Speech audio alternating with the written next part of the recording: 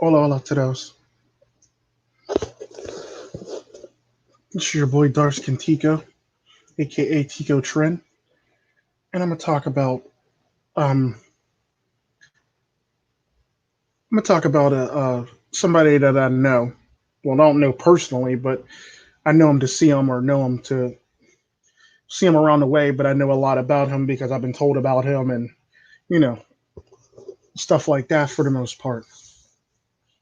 But the title of this podcast is going to be the curious story of a simp named JT, not Justin Timberlake, not anybody famous. This is an actual person who actually know of in my private life or heard about in my private life from various sources and stuff like that.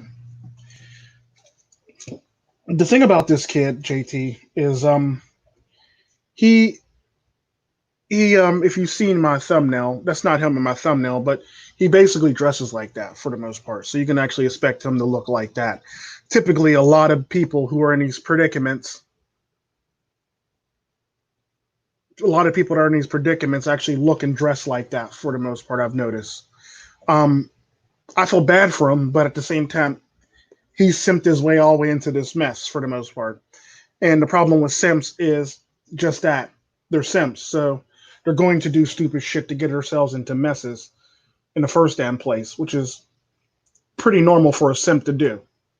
It's not unheard of for a simp to actually do stupid shit and not expect stupid shit to happen. What's up, America's DeVille?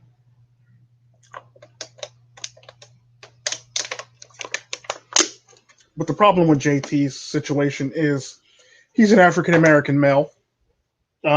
He grew up in a single parent household. He um, he basically checks damn near all the boxes for people growing up in single parent households for the most part, which is actually pretty funny. Do I need to really go down the list? Uh, Homeless, check. Um, Dates single mothers, check. Into drugs, check. Um, Runaway, check. Uh, been in an incarceration system, check. Pretty much, I could go down this list all damn day. That's how sad this list is. Um, but the sad part about him is he grew up in a single mother household, and the problem with him is he believes that he's gangster or he's street when in fact he's really not. That's typically how a lot of people who look like that or dress or act like that typically think. They think they're gangster when they're really not. The problem with JT is not only does he what's up, Shinobi One?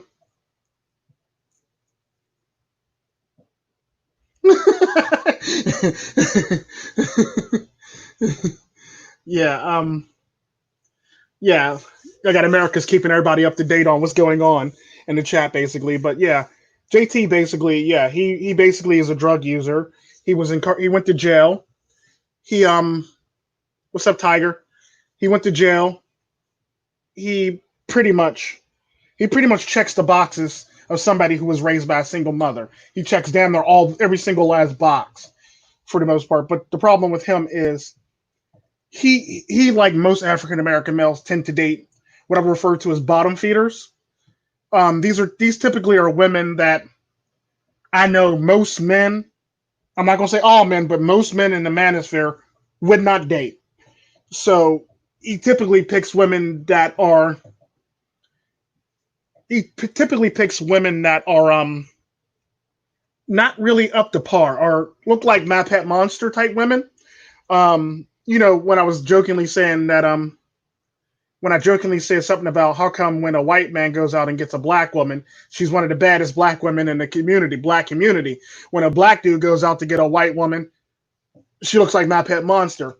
Typically, that's the type of women he dates. They're basically all bottom feeders.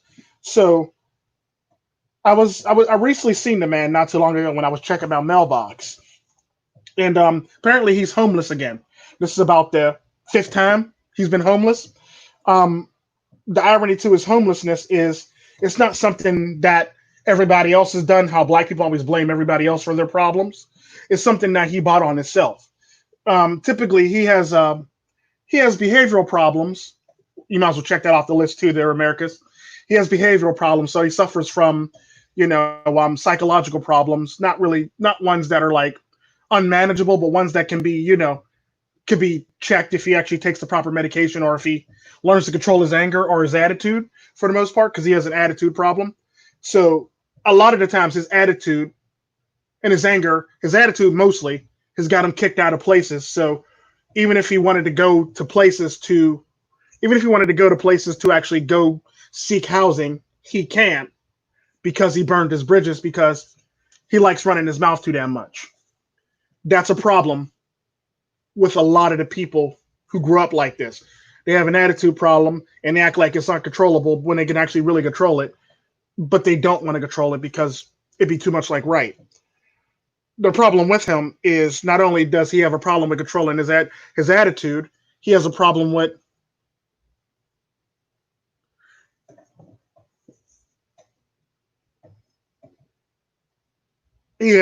with a lot of shit for the most part. And this, the sad part about that, he grew up in, I would say, my era. I would say he's probably about 3, maybe 4 years younger than me. So he's definitely a millennial kid, raised by a single mother. And the problem with him is not only does he run into various problems with his attitude and his anger, or he's thinking he's better than people, he has a habit of dating the wrong people. The most recent relationship that I've seen him in was he was in a relationship with a single mother who was white, who was on Section 8, who lived in the projects. Um, Apparently, she tricked him into believing that it was his child. I don't know how it transpired, but she told him it was his child. I don't know why, but he ain't doing shit with his life. So he moved in with her in the Section 8, and apparently, I guess one thing led to another. He got an attitude with her and was arrested and eventually got kicked out of her place for the most part. So he's back on the streets. Um, the sad part about that is he has this constant cycle of meeting women who aren't that good looking, who I guess have a low opinion of themselves, and starts dating them. Currently, he's dating another bottom feeder who I actually seen the other day when I was actually buying pizzas for homeless people in Pennsylvania. The last time I was actually in Pennsylvania before the 4th of July, I went to go to a restaurant and I bought a bunch of medium pizzas from this restaurant in Pittsburgh known as uh, Pizza Fiesta. They got like a special where like you can get a medium cheese pizza for like $13. I bought about like 9 pizzas and I passed them out to various homeless people on the streets there. He was the first person I seen, so I gave him a cheese pizza. He was sitting with his now current girlfriend. He was sitting with his now current girlfriend. What's up, Red Pill Dusty? He was sitting with his now current girlfriend, who's not much of a looker, and basically he was doing whatever he's doing, and he was basically fidgeting with something and looking the other way. So I went to try to hand it to him, so I handed it to his girlfriend, who handed it to him, and she said thank you. So I walked off to hand out more pizzas to various homeless men around Pittsburgh. So I tell this story to actually tell you about a lot of the people who get themselves in a situation, who simp out for women who are raised by single mothers, who date these white women who ain't going nowhere with their lives but being on Section 8 and stuff like that. Um, because there are them women out there who really aren't shit, that are white women who aren't doing much with their lives, who have a bunch of baby daddies or have baby daddies also, just like black women do. And the sad part about that is we always gloss over these women and we talk about the black women who have a bunch of baby daddies. The problem, the problem with people like him is they don't believe they need to change. Therefore, they keep landing themselves into these situations. which is sad, which is very sad. Like, if you adjust your attitude, you would get a lot more from life. Unfortunately, he was raised by a single mother, and I'm willing to bet she showed a lot of attitude towards him and treated him like Lord knows what, or as we call them today, husband sons, or stuff like that for the most part. Just probably unpacked on him emotionally, and this is how he pretty much reacts to the world. And he wonder why he's in the mess that he's in, and he's currently homeless right now. And I've tried my best to actually get him into places, and unfortunately, he burned all his bridges with various people in different places. So I can't even get him into no place. Nor do I want to take him on as a burden, nor do I want to give him my apartment, because I look at it like this. I have a condo board. So if I gave him my place, he would fuck my place up and fuck himself up basically, and then fuck me over in the process.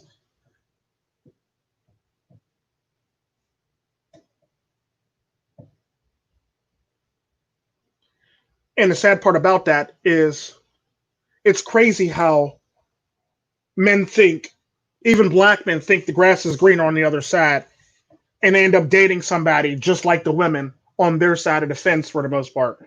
They typically date the women that are fat, single mothers, unattractive,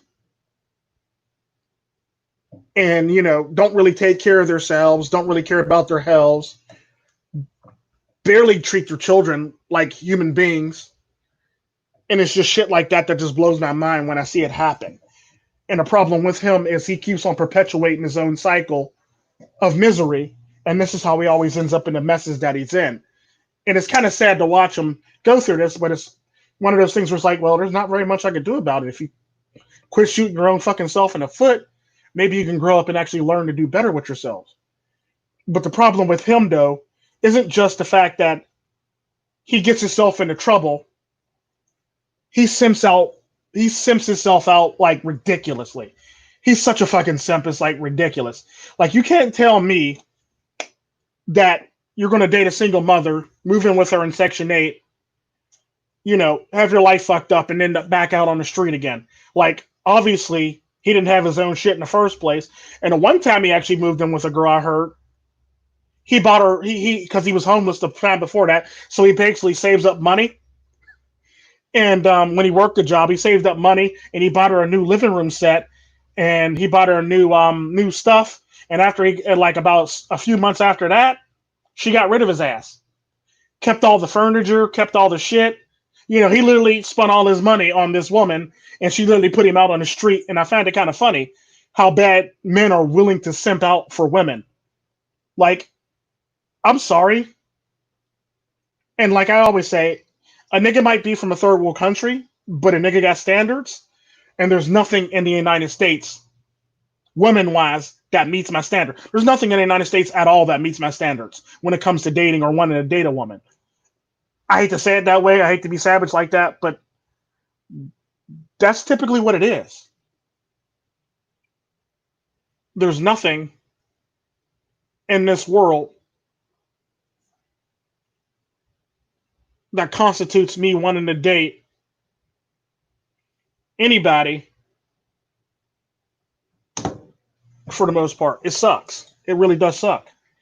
And this is the state of affairs that we all live in. And this is the reason why a lot of women get themselves into the messes that they're in. I mean, a lot of the men get themselves into the messes that they're in.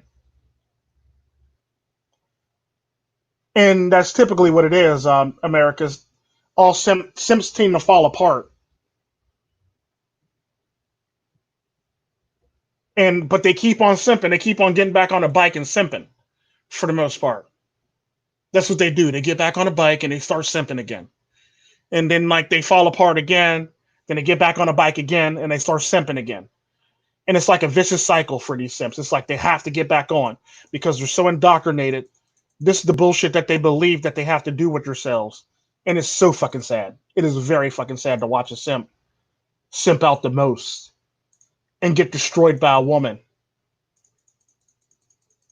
Because at the end of the day, A lot of these simps are actually being used by these women, and they don't even realize they're being used. That's the cold hard reality of the day. A lot of simps are being used by these women and don't even realize they're being used by these women. And sometimes simps get lucky and move in with a baby mom, and move in with a woman, but end up with, like, the child's father always trying to fight them or doing stupid shit like that, or he's always trying to come to the baby mama's rescue, the baby mama of the baby daddy's rescue and shit like that, trying to be Mr. White Knight, end up getting his ass whooped. Matter of fact, you seen not too long ago a bunch of simps get their ass whooped over a woman for the most part outside of a store. Then there's another simp that's in traction right now that decided he wanted to simp the most and ended up in a hospital. That's typically how that works. But what the hell are you talking about, Corey Still? Anyways, but that's typically how a lot of the shit works. When you see people run into problems like that, and it's like sad watching people run into problems. And I can't really, and the sad part about that is I can be mad at simps, but at the same time I'm really not mad at simps, because simps are basically what society made, or simps are nothing more than a result of a societal teaching or an indoctrination for the most part. So I can't really be mad at simps. Like I always say, like I said to another person, being mad at a simp is like being mad and calling out a simp is like calling double dribble or travel on a mentally challenged kid. Why would I do that? That's just a waste of time. Why? And that's typically how I feel about simps. I'm not going to call out a simp. I'm going to point out his wrongdoings so you can learn from it, but I'm not going to call him out. I basically use simps as a learning experience. That's about it. I don't call them out. I don't call them names. I don't call them out their name. I typically just use them as a learning experience. And that's the problem with a lot of the men raised by single mothers. They grow up in a society thinking that they're supposed to protect women's, when in fact it's the women's that are actually doing them wrong the most. It's the women's that are getting them into the mess that they're in. It's the women who they cape for the most that destroys them the most. That's typically how that works. It's nothing. It's kind of like when you see me post like a lot of the shit from my Facebook feed that I see what a lot of women are saying, and you got a lot of men in the comment section like white knighting the mostest for her. It's like ridiculous. That's literally how it happens in real life.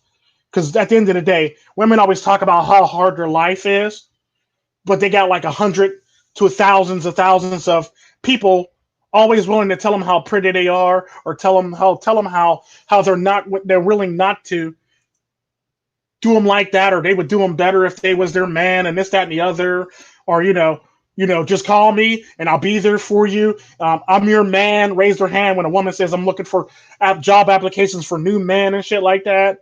They be the first person in their comment section waving their hand and simping out the most for the most part. And that's typically how it works. Like, why put yourself in that situation? It's basically no different than a woman who complains about the last man that she was in a relationship with, that she gets into a new relationship with a man of that same caliber. Then she ends up complaining about that man.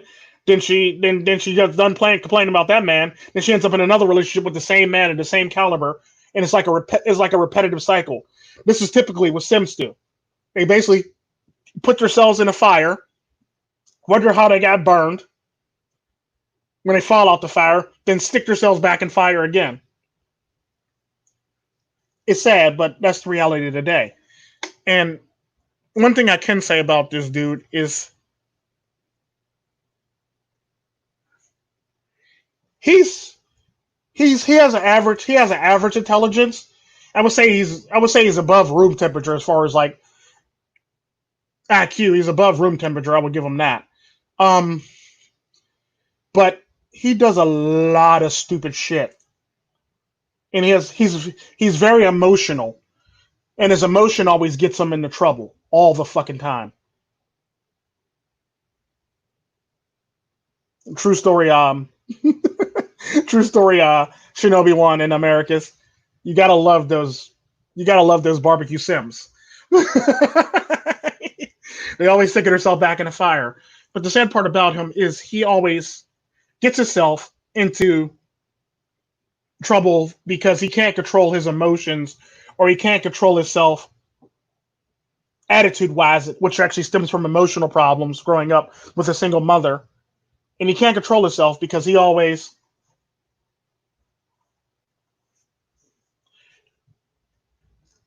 that's typically how it works. And it's sad to watch them do that because, like, a lot of these men tend to get emotional in the comment section or they tend to act out verbally in a comment section when you meet men like this.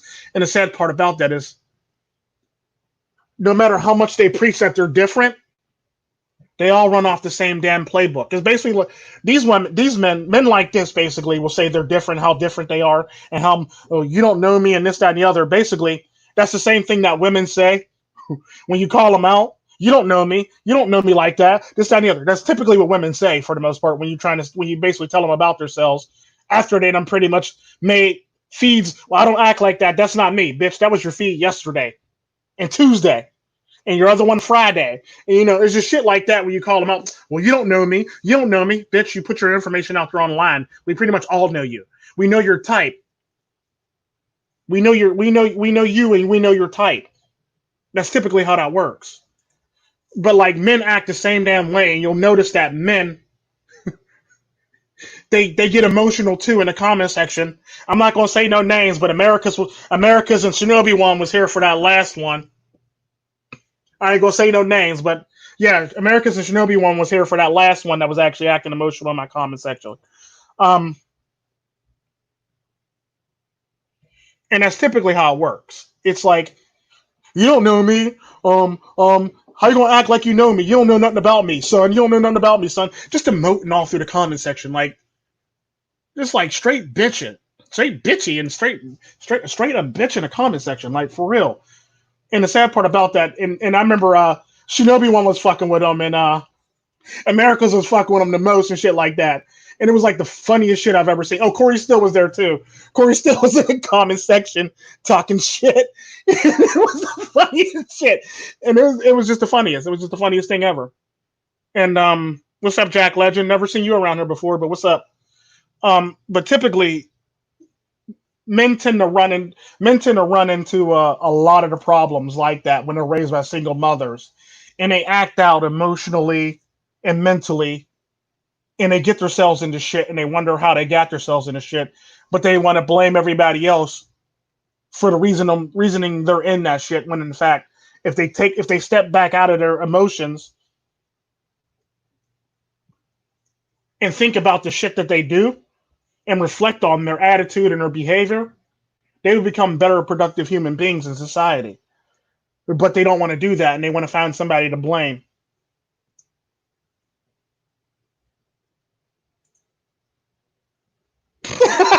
I like that fucking R&B.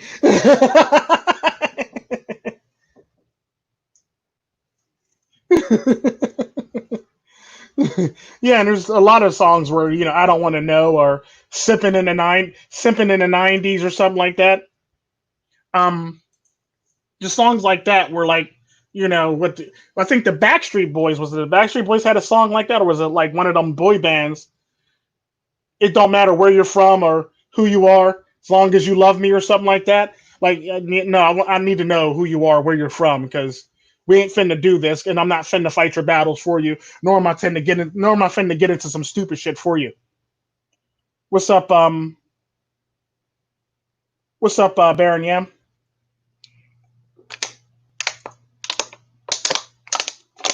But yeah,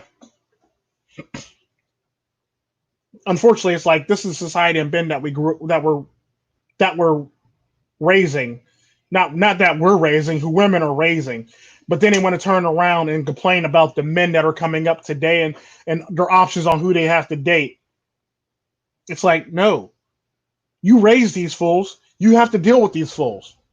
Don't get mad because I'm not willing to help you or want to date you because you ain't shit and you raise ain't shit motherfuckers. Like, I'm not willing to put my my what's it called?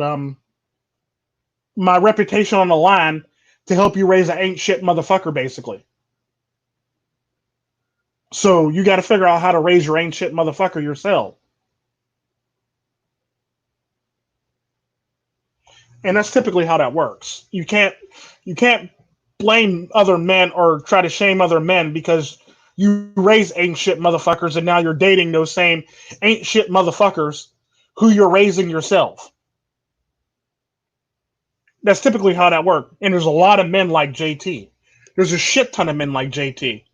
Hell, there's men like that that make content on YouTube on a regular basis. There's men like that that you'll run into in real life at the store, at the supermarket, at the gas station. Half the motherfuckers is driving around some other chick's car, a woman's car. They don't own shit. They living with a woman. They living off of a woman, and they driving around in their car and shit like that, trying to stunt and act like they got something, got some shit. Meanwhile, they driving around her vehicle and shit like that. And there's a lot of men like that. There's a lot of men like that, and it's sad watching that shit happen all the time. And it's just stuff like that. I mean, don't get me wrong. If a person's willing to take care of you and you ain't got a pitch in nothing, and you can use a woman like that, hell, women do it to men all the time. Might as well. But but yeah, it's just a shit like that that just blows my mind. And I can't get over men who actually are raised like this because I don't know too many men growing up who are literally like this in Costa Rica. I mean, there might be like one or two, but I've never met them motherfuckers, and I'd probably punch them in the eye if they ever walked up on me. What's up, True Sherm?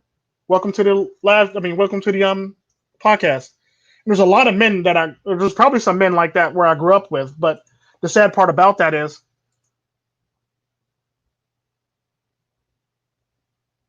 there's a lot of people that grew up like that, but there's like I don't never really met people like that until I came to the United States, and that's typically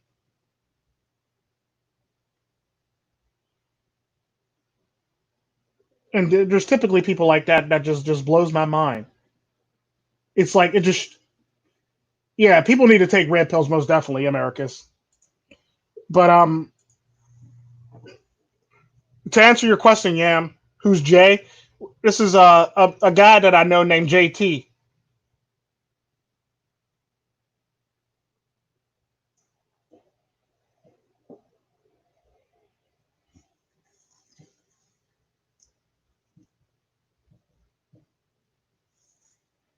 What the hell?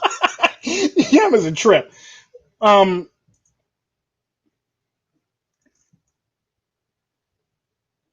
but it's one of those things where like you gotta watch out for who you hang with. You gotta watch out for stupid people around you. You gotta watch out who you bring into your circle. You gotta watch out the people you trust, the people you call your friends, the people you follow, the people you bring around people that you know, the people that you bring around your children too. Like, because you got to be 100%.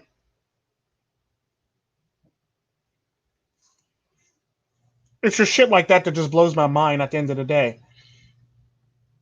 And I try my best. I try my best as a person who has experience in psychology and the medical field to try to analyze these people and figure out what the fuck is going on with these people. But the sad part about this, these type of people really don't need no analyzing. They're pretty much an open and shut case. They're pretty much an open book. It'd be no different if I was to open a book and read the prologue. That's pretty much how easy these people are to read. Um, and it's just shit like that that just blows my mind. But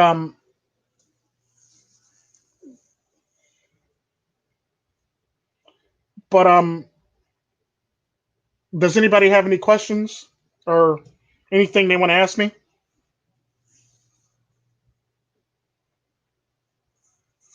Very true, Shinobi one. Very true. Very true. Most definitely true. Um, what's up, JD Mouse? And the sad part about that, I tell the truth all the damn time, and I'm blatantly honest. But hell, I'll still tell you to question me. Question me 100%. I don't give a damn. You can question me. Go look it up again. Go do some research. I say question me too. Shit, but I'm blatantly honest all the time, but I'll still say question me. That's typically how I work. Um, and it is what it is.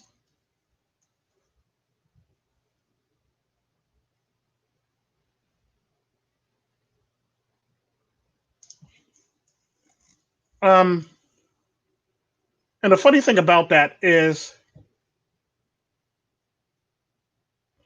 and the funny thing about that is, me personally, when it comes to trolls and haters, I tend to not really care about trolls and haters.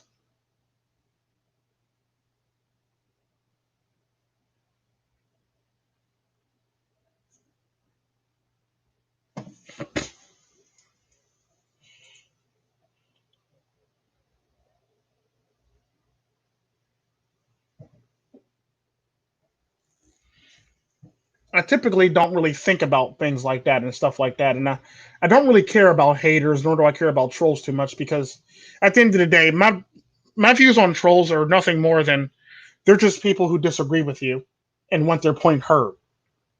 That's typically what they are. They don't have a viable reason to disagree with you, but they just want to disagree with you and so wholeheartedly that they're willing to put their emotions into it and not really think about it logically for the most part.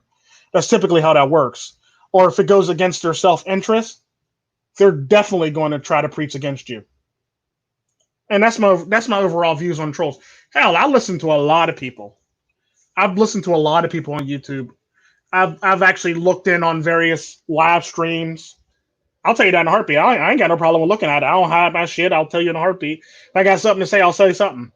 Um, because I don't hide shit at all. I don't hide behind anything. I don't hide behind nothing. I don't delete my shit. If I'm over there, I'm over there. If not, I'm not. Basically, and that's typically how I look at it. And a lot of the people, and a lot of the people, a lot of the people tend to do that, and then they want to hide their stuff, or they get found out by somebody, then they want to backtrack and start deleting messages and shit like that. And me, if I'm going to go do something, I'm going to go do it big. I don't care. Like I was saying, do I?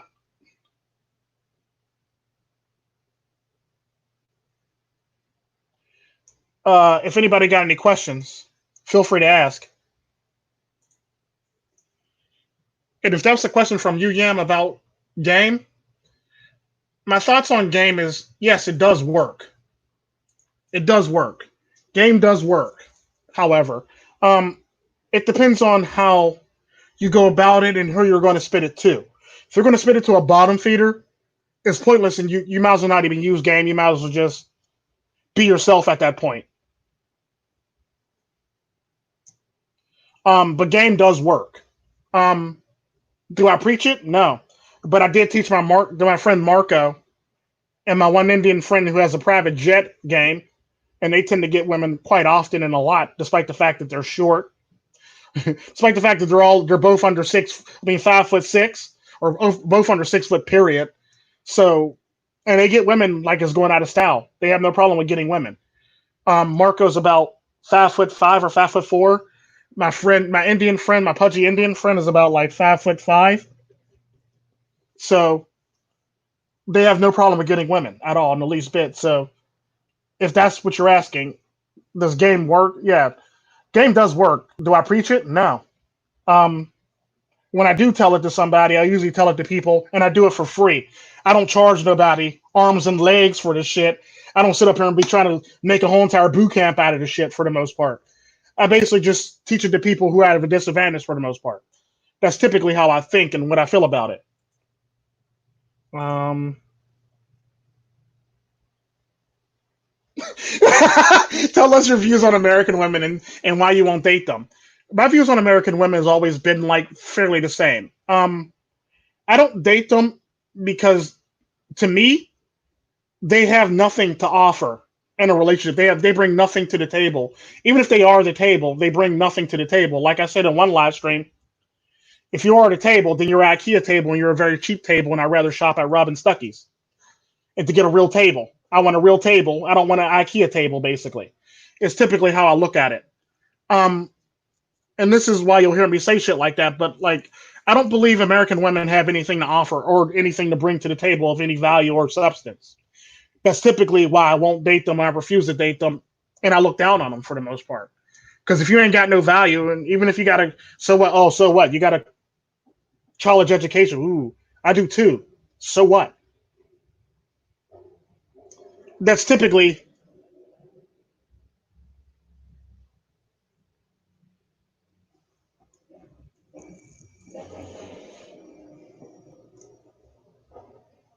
um yeah, that's typically how I view it for the most part. So when it comes down to it,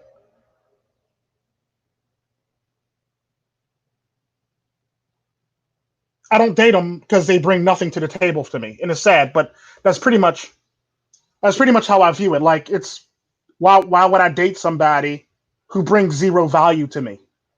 I don't believe in dating somebody who brings zero value to me, who brings nothing to the table, nothing of no sorts, nothing of any importance, or anything like that for the most part. So if you ain't bringing shit to the table of equal or better value, then you can't roll with me, nor can you rock with me. Do old and young need it the same? If you're talking about game pickup, I mean game, all men need it, especially if they're going to do shit in person.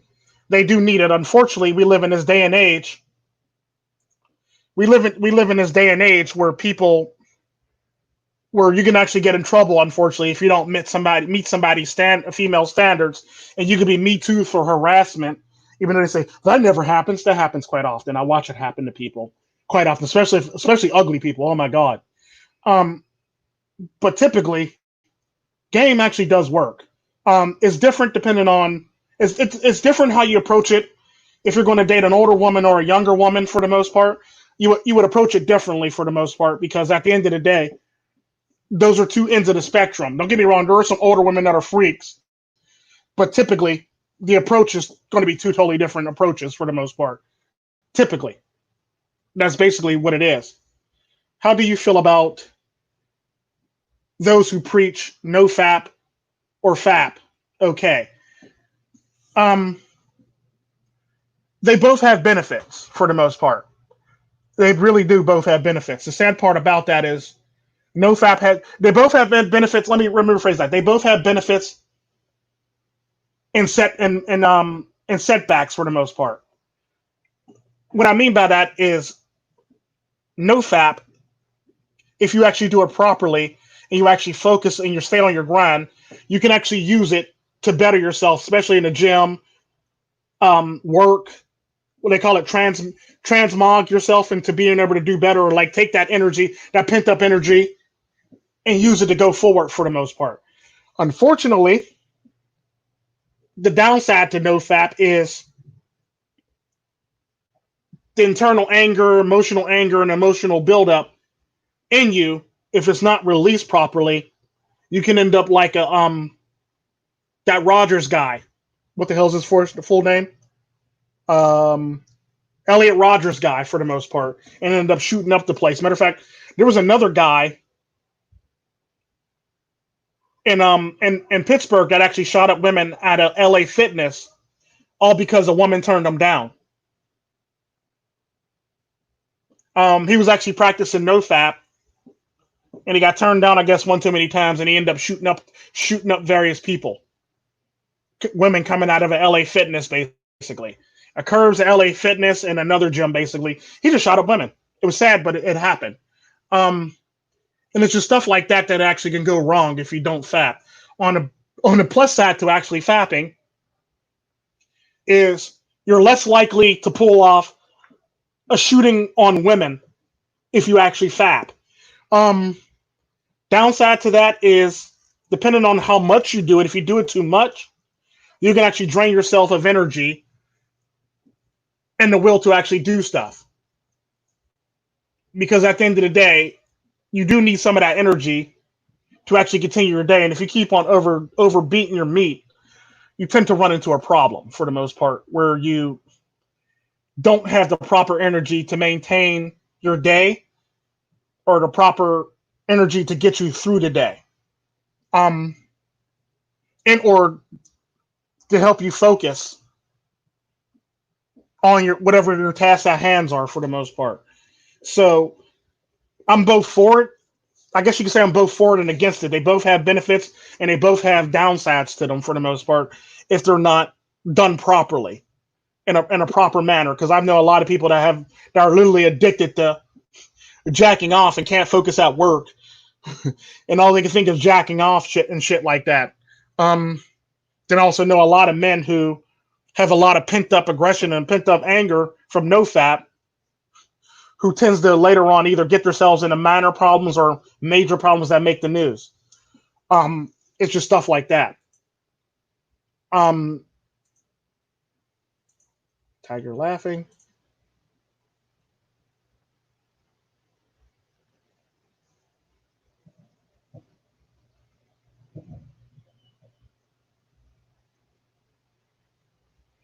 Yeah, I agree with Shinobi one on that one. Any other questions?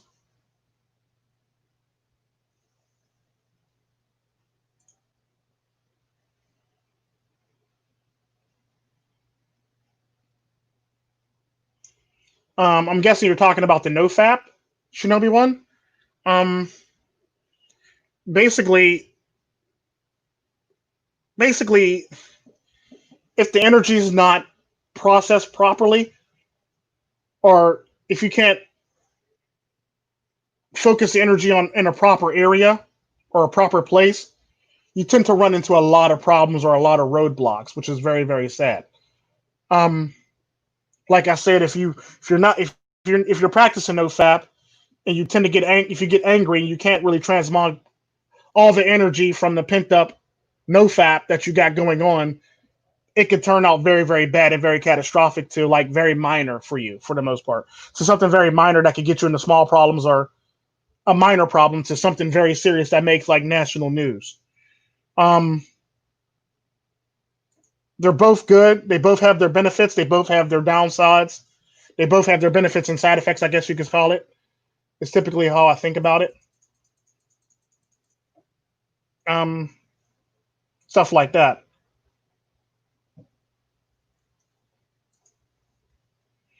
In the famous words of, yeah, what can they do for me in America? Like, what can American women do for me? What do they have to offer? I have a college degree. Okay, I have several of those. Your point.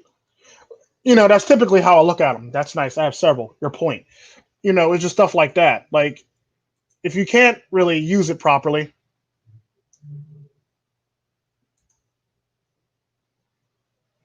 I don't want to shoot anybody after.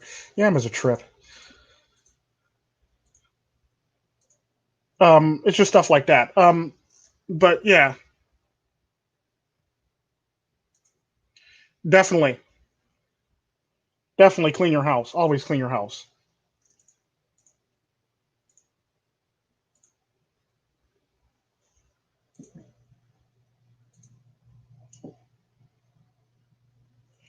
What are the three tangibles that women lack? American women lack. They lack femininity. They lack the interaction that they're supposed to have as a couple. Um, and they lack the ability of their roles for the most part, or they lack the awareness to know that a man doesn't want the same thing that they want for the most part, if you know what I mean. And what I mean by that is, I've talked about this multiple times when it comes down to it. As far as like as far as relationships go, this is typically how I think about it. Um, in a relationship, when you're out in public, there's a certain dance that you do with your significant other to actually show them respect and gratitude. Unfortunately, in public, women lack the ability to actually be respectful to their significant other.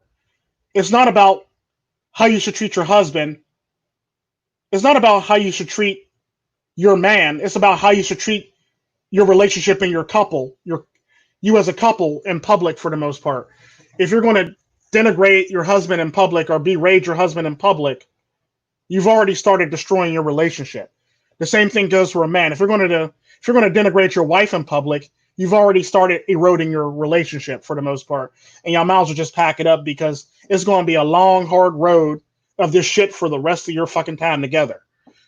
So both men and women, especially women, they've lost the ability to do the proper public dance for the most part. Because a relationship is almost like how I always say, it's always relationships come down to your ability to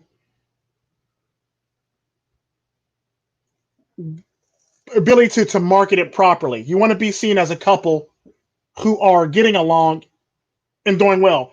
It's basically like my whole entire thing when I talked about if you ever drive down the road on a parkway or a highway, you'll see three types of couples. Couple one, they're both engaged in each other, they're laughing, they're joking, and their arms are flying and they're laughing and joking basically. That's couple one.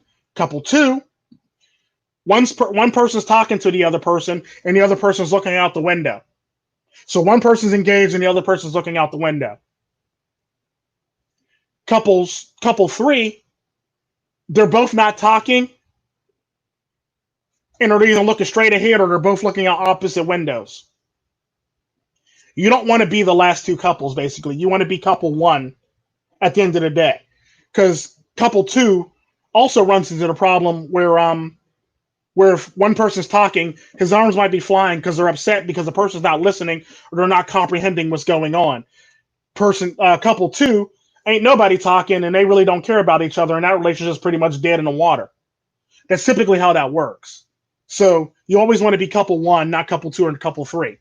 Is the best way I can describe that to you. And a lot of women don't know how to do that in this day and age. Hell, and there's some men that don't know how to do that in this day and age.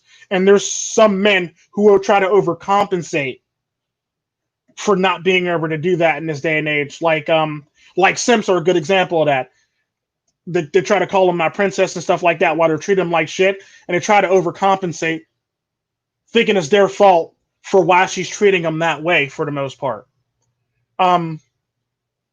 That's typically how that works. So women don't know their roles.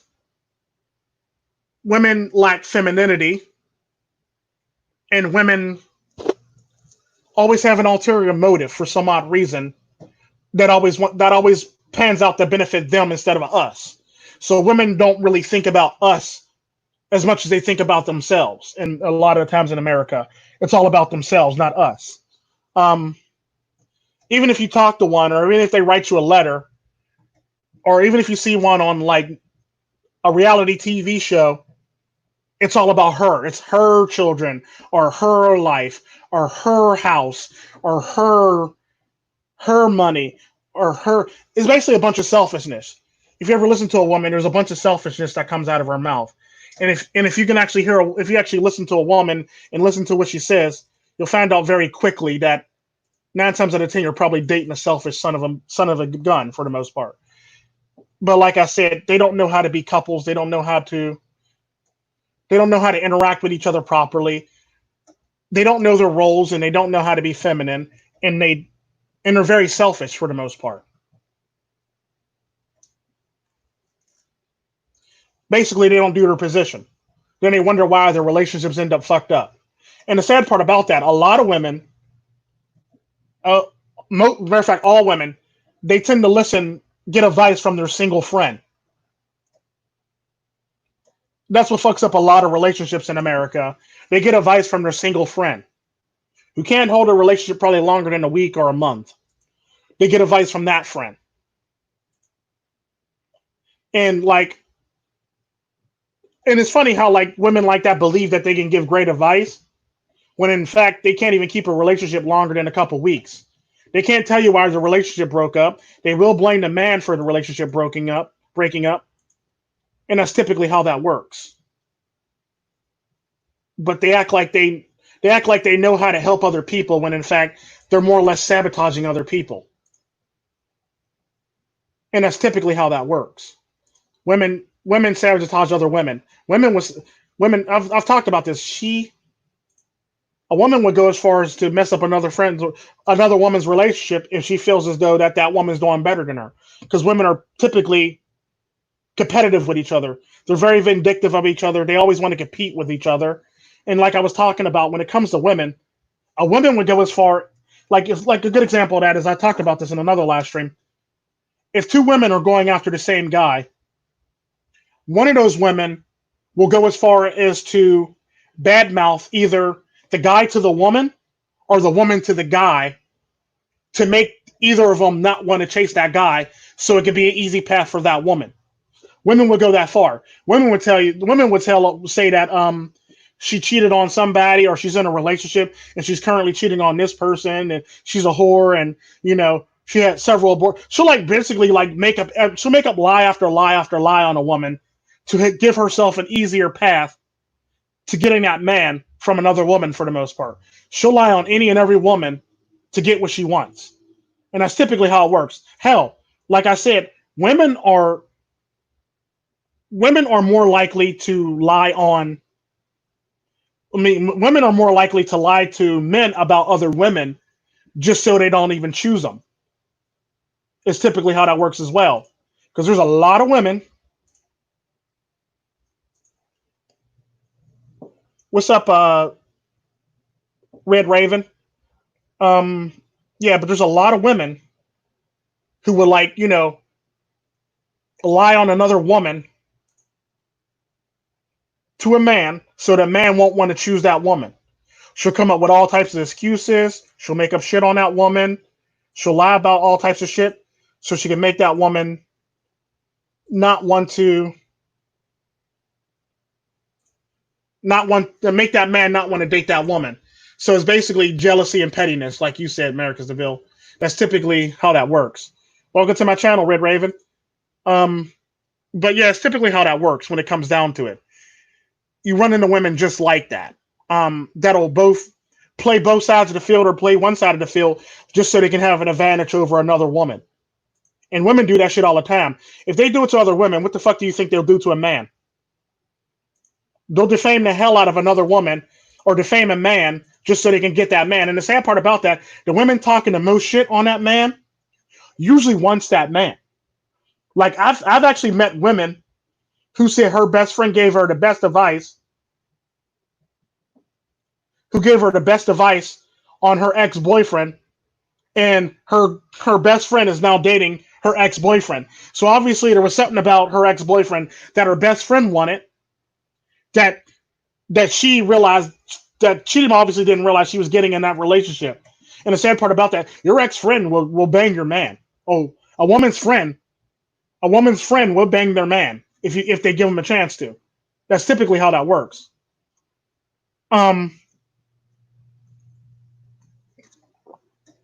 It's a harsh reality. So if a woman is hating on your man, there's a high chance he wants to bang your man. Because I don't know how many women I've ever heard. Like, I know a lot of women that I used to work with, who used to talk about their mans a lot, but their men were like sweet men. According to other women, they were sweet men. And the sad part about that is, while you're talking bad on your man, but your man is showing up with like stuff for your anniversary and flowers and all this other great shit, what you're doing is a disservice to your man, because now what you say about your man and what your man's actions are is two totally different things. And 9 times out of 10, one of your girlfriends or one of your little coworker female friends want to bang your man. That's typically how that works. And it's just stuff like that that just blows my mind, that women don't realize, despite the fact that they know this shit and they use all these strategies in their head, they don't apply this to their actual life when it comes to their men, which ends up being a huge fucking problem. Then they wonder how they end up single, or, they want to be at their best friend's wedding with their ex, walking her down the aisle, basically talking about she's the best woman, or with the bridesmaid or something like that, basically, at her ex and her best friend's wedding. Like, your best friend just took your man. You really want to walk her down the aisle? You really want to be her best lady? Like, I'm not best lady, I mean, bridesmaid for the most part. And it's just shit like that that just blows my mind when I watch women do that shit. I'm like, wait, what? So you're going to your best friend's wedding? Yes, I'm going to be the bridesmaid. And she's going to marry your ex. Yes, they're happy together. Do you not see what happened to your relationship? Do you not see this at all? Are you that dense where you realize your best friend just stole your man basically? So obviously she was telling you your man wasn't good enough for you, but obviously your man is good enough for her. Well, they're a perfect fit. No, you just took an L to your best friend. You just got beat over the head. You just got beat by your best friend for your man. Like, are you stupid or what?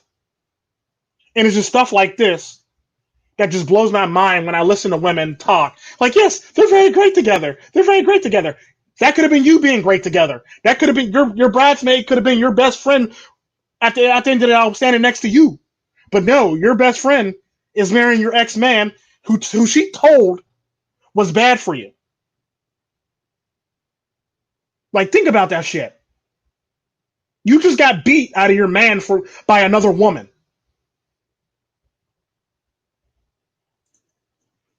And that's typically how that works when it comes to women. But women are willing to listen to other women because of bitch thing or hive-mindedness for the most part. And it's facts. When in fact, that same person who's giving you this advice is beating you out of your significant other, beating you out of your date or your husband or your future husband or your future fiance or your future happiness. They literally rob another man. Like Chris Rock said it best. When a man sees a man with a woman and she's a nice woman, he naturally thinks, I would like to meet a nice girl like her. 100% true. That's exactly how men think. I would like to meet a nice woman like her one day. I would like to find a nice girl like her one day.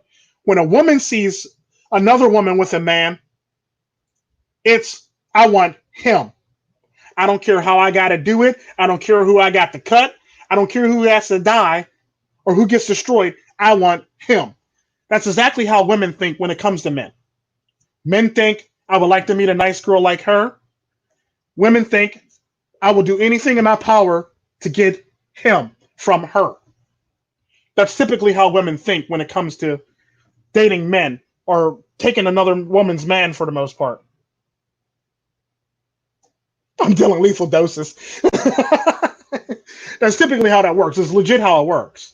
Anytime, anytime when your friend is willing to sabotage your happiness, she's really not your friend. She's your enemy. She should be your enemy off the bat.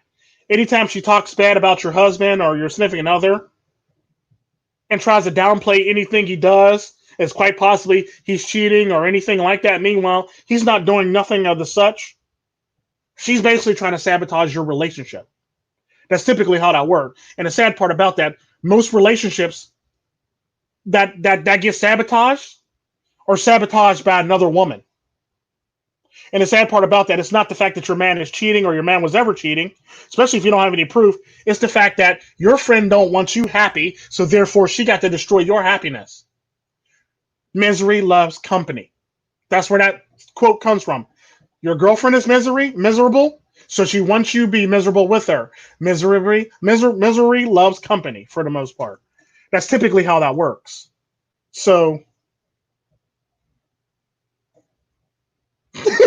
yeah, Shinobi wanted to speak in Corey Steele.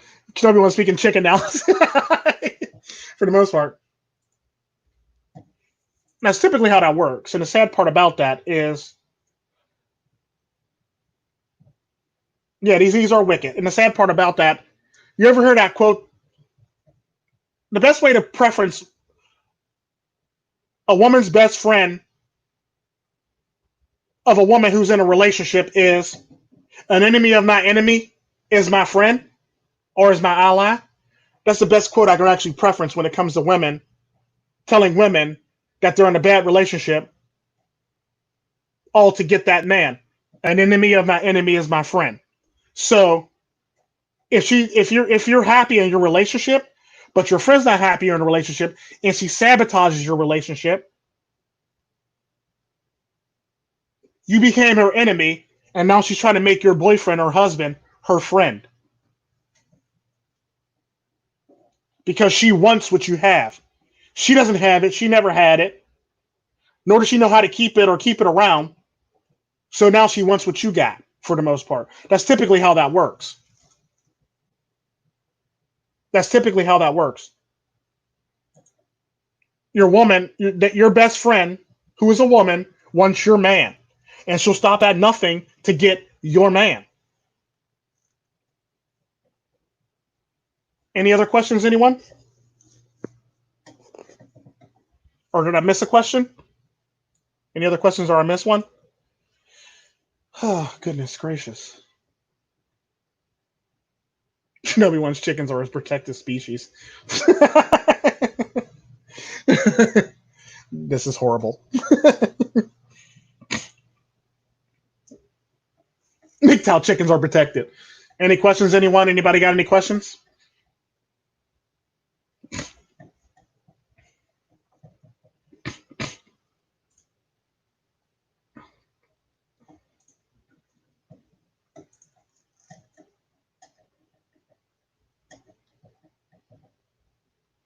What about Caribbeans? What do you mean? Like, what do you actually mean by that question? As far as what?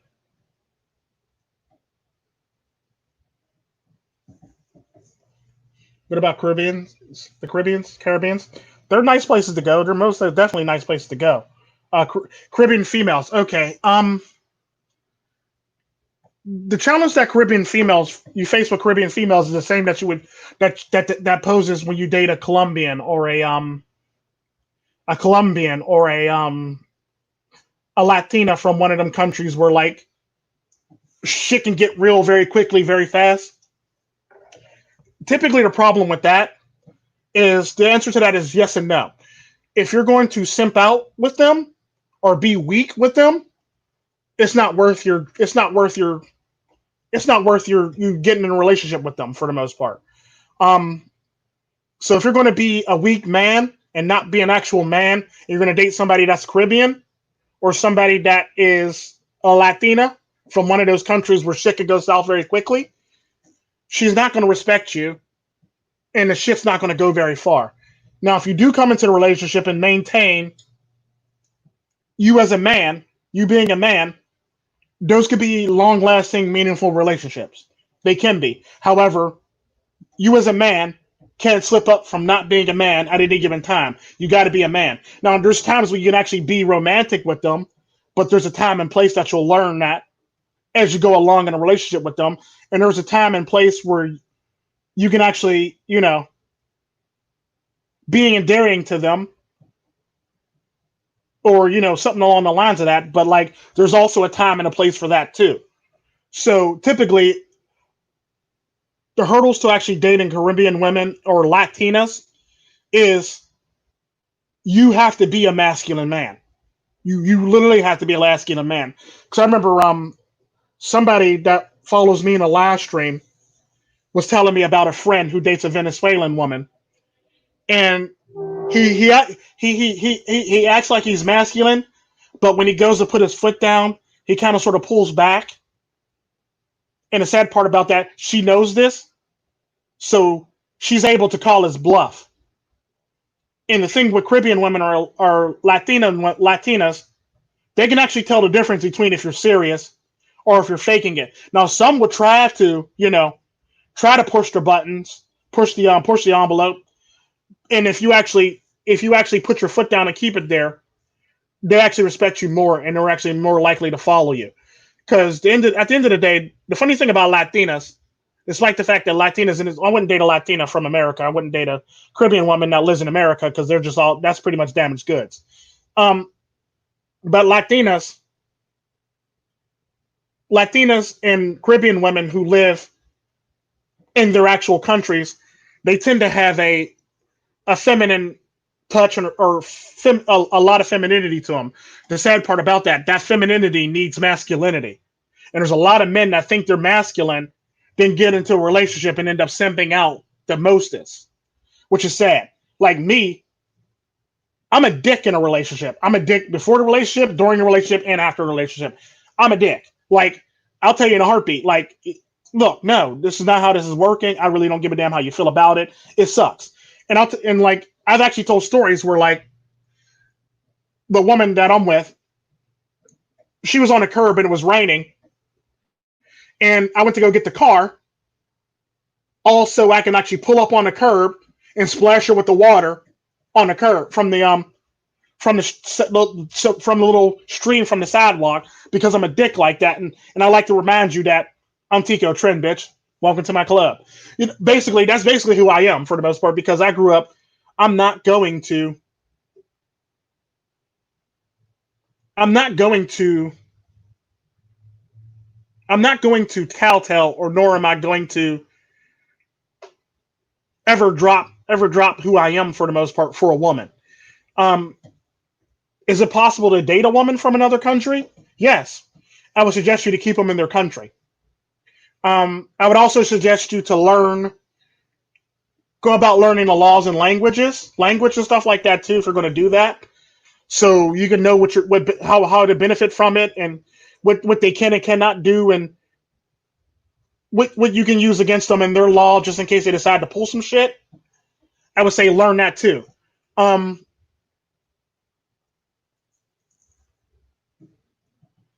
um, and that's typically how that works. So I would never bring her back to the United States. If you come back to the United States, I would bring her back to visit family, and that's about the extent of that. Visit family and friends, and then keep it moving. I would never bring her back for a long period of time. I would never bring her back for extended periods of time. That's typically how I think about it. And the sad part about that is, yeah, for real. And that's typically how I do it. Like hell, like I've been known to put like baby powder and a blow dryer,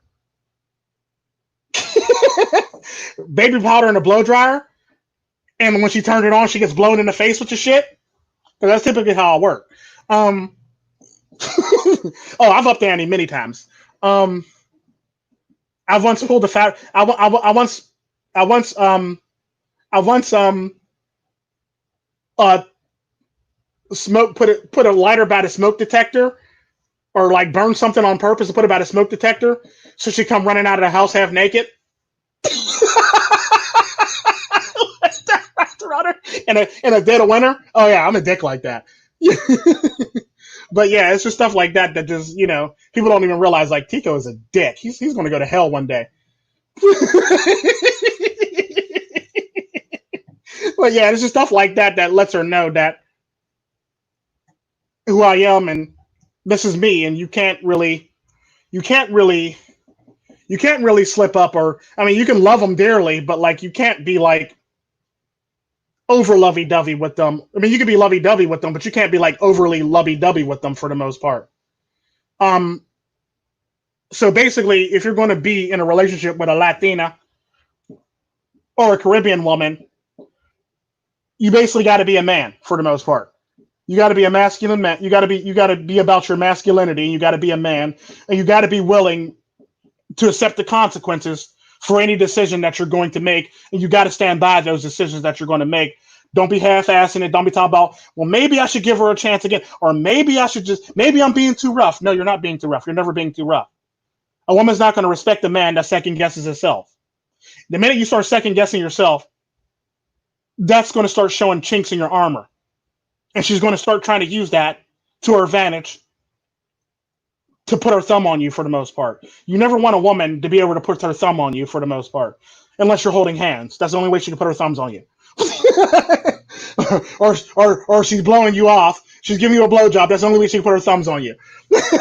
But you never want a woman to be able to put her thumb on you and hold you down for the most part. You always want to be. You always want to be about your. You always want to be about your masculinity for the most part. Um,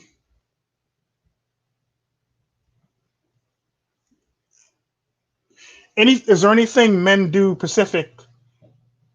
Anything that America that men do Pacific that makes it feminine? Well, I've noticed with a lot of men in America, they tend to not be as steadfast.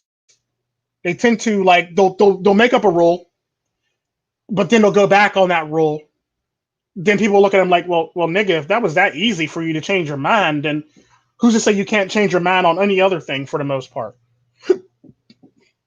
That's typically how I look at it. Like, if you're going to say something, be about it and be willing to actually go through with it. Because there's a lot of men that say they'll do something, but they're not willing to go through with it as a man. They're not willing to actually make that shit happen as a man for the most part, and they're willing to pussyfoot around it and or not be steadfast with it for the most part. It's typically how a lot of that works. And there's a lot of men that do this shit, not just some men. There's a lot of men that do this. Hell, there's some men who actually do that shit and don't even realize they're actually doing the shit because they're so indoctrinated with this. They're just caught in it for the most part, and there's no way out of it because that's what they're taught. That's what they know. That's all they know. Other men, and another thing that makes men in America not seem very masculine is crying. Like, I don't give a damn how many movies you watch. I don't give a damn what the Notebook told you, what Hugh Grant told you, what any of these romantic comedies told you. As a man, there's not very many times you can actually cry as a man. I mean, it's very limited on when you can actually cry as a man for the most part. And I'm a firm believer in this. I really don't care how people feel about it. Like, a good example, if you're going to cry, your parents dying. If you're going to cry publicly, your parents dying or a child dies for the most part. That's it. Like, anything else is pretty much a moot point. I would cry. I would cry in private or cry in my car on my way to work. Or if like if I have health problems, and I found out about it and I think it's going to be devastating to my life, I'm gonna do it in private in my car while I'm driving to work or something like that, or anything like that, or do it in private. Half the time I really don't cry too often, but if I do, I'm going to do it behind closed doors where nobody knows I'm actually doing it. And usually those are like health problems or stuff like that. And that's typically how what I think about it. Don't cry in front of her unless it's like your parents dying. Um or your child dying for the most part. Um I would say that would be the only times when a man should cry in front of anybody, parents or children. Um that's typically my honest opinion on that. If it ain't parents and it ain't one of your children, don't cry. It ain't worth it to cry in front of anybody else. Um, there's ways of doing it, like in your car or going out to the bar with your friends, um, shit like that for the most part. Because crying in front of a woman, if it ain't your children or if it ain't your parents, it's not worth crying in front of her. It's not worth showing her emotion for the most part because that's a little too emotional for her liking for the most part. And I know for a lot of men that's going to be hard to do. Like a good example of me not crying at all was last year, year before last year when my mom passed away. I actually didn't cry about it. I didn't cry about it in the least bit. I was expecting it to come, and I knew it was going to come eventually. I didn't cry about it in the least bit. And a lot of people were shocked by that. A lot of people were shocked by that. People were telling me, "Well, Tico, I'm sorry to hear that your mom passed away." Like we never really had that relationship for me to actually want to cry about it for the most part. So there's no point in even crying about it. And that's typically how I look at it. Yeah, that's typically how I look at it. Um, and that's usually what it is. And it's just stuff like that that just blows people's mind when they learn that about me. Like I never even cried when my mom passed away because I knew it was coming and I knew I was expecting it because I grew up in a culture where death is pretty much expected or death is pretty much like your next door neighbor for the most part or your best friend. Matter of fact, there's a video on my channel with my mom in it. Uh, her passing away last year from cancer for the most part. Like I seen it coming. She's a stubborn woman, and I seen it coming for the most part. Um,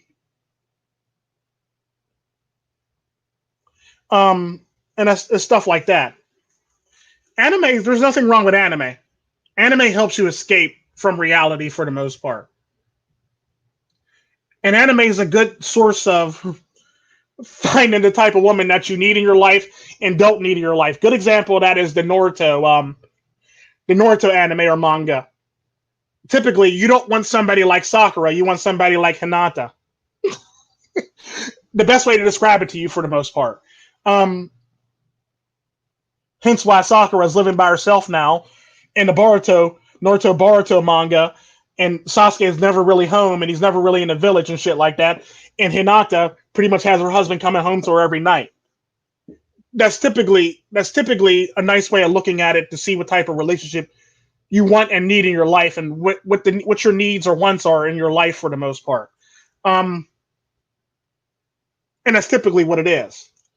Um, Video games are always good to play because it helps you release stress in your life, or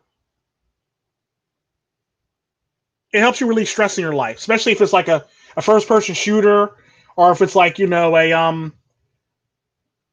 game that makes you think, like that has various puzzles to help you get to the next portion, or where you need to go for the most part. It's very good for men to keep around for the most part, for the fact that it helps them think and it helps them problem solve, and it keeps them sharp. So video games are definitely good. Um, um, as far as masculinity, it's basically a good example of masculinity is being able to do something that you like and enjoy doing yourself, and not give a damn what everybody else thinks about it. That your ability to actually stand on your own 2 feet and not be a part of the crowd, and not capitulate to the crowd, and not be a part of like the collective, and be able to stand on your own 2 feet and actually decide this is what I like doing, and this is my favorite pastime and all this shit, and you actually own it, commit and own it, is a good sign of masculinity.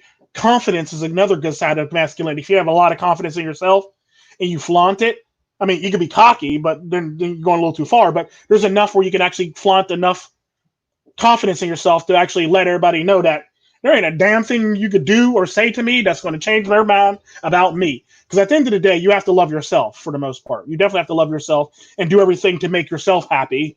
Because at the end of the day, nobody else is going to make you happy but yourself. And the sad part about that is this is another thing that women actually suffer from, is they need validation from other people to make themselves feel better about themselves. This is something that a lot of women, if not all women, fall into the trap on, is needing external validation from other people, to actually make it that they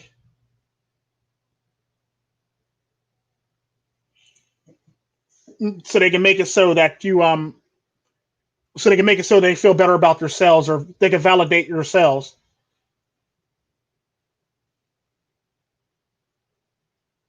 They can make yourselves a better people, or they can make yourselves better or feel better about themselves in general. Damn, I got caught up with trying to think about that. But typically, that's the problem that a lot of women suffer from, is they can't really validate themselves, and they need people. They need people to validate how they look and feel and stuff like that. Because at the end of the day, a woman doesn't dress like that for herself. She dresses like that so she can get compliments from other people, men and women both. And she dresses like that so she can compete with other women. That's typically how that works. Even on the far left side, where you got a bunch of women acting stupid, they basically do it to be the most. They basically compete with each other on that side too. That's typically how it works. Um, no matter how you cut it, they're always in competition with each other. And the sad part about that is they do it for validation from other people. They put on makeup so they can get validated by other people. They put on the dress that they wear so they can get validated by other people. They wear the clothes that they do the way they do so they can get validation by other people. The sad part about that is there's nothing wrong with giving a woman a compliment, because they might get an attitude with you, or they might have a frowny face on their face, but inside they feel really, really good because somebody gave them a compliment. That's typically how that works. It doesn't matter who the guy is. It could be a guy, it could be an ugly guy, it could be A gay guy, it could be a straight guy, it could be a woman, it could be a gay woman, it could be anybody. Hell, it could be a fucking dog if it could talk. If it gave her a compliment, she's going to feel better about herself. That's typically how that works. No matter who the person is from every walk of life. This is why I love children, because children are very honest about shit, and they're more likely to destroy a woman's feelings. No matter how you look at it. And there's nothing that they could do with that child, especially if it's not theirs, because they'll be painted in a negative light if they hit a child or try to abuse a child for the most part in public. Women lack internal validation for the most part. They need external validation. Men actually have internal validation, but because of this Disney princess society that we live in, it's slowly starting to erode at men's internal validation for the most part. That's typically how that works. All this Disney princess shit is slowly eroding at your internal validation. I mean, there's men that can actually maintain it, but there's not too many men that actually have it nowadays for the most part because of the Disney princess shit for the most part. And no, you don't always have to be rugged to be masculine, because the sad part about that, now the hipsters are basically doing the whole entire lumberjack look, and that's not very rugged. That's just a trend. I mean, it's one thing to be rugged. It's one thing, to not shave your beard and mustache and be out there just being gangster all the damn time. And it's another thing to be pretty much a hipster and have a long ass beard like your Hugh McGregor. That guy that fights in MMA for the most part. It's one thing to be dressed like him and look like him, because there's a lot of white dudes that look like that for the most part. There are a lot of white dudes that, fit that same image. It's basically pop culture for you. And it's pretty much what it is. It's not as much masculine as they're trying to play into what a masculine man's supposed to be, but they're being told what a masculine man is by a bunch of women. This is why fashion drives everybody, because you got men out here now looking like Conor McGregor and dressing like lumberjacks at the same fucking time. Now, don't get me wrong, there are men that got the Conor McGregor look, that's had the Conor McGregor look for the longest time. That's perfectly fine. Do you, pimp? However, not everybody can actually pull off that look and act masculine or rugged in the same token. Like, I ain't got no problem with, going scruffy for days on end and having, splinters from chopping down a tree in my beard, or pine needles in my damn beard for the most part.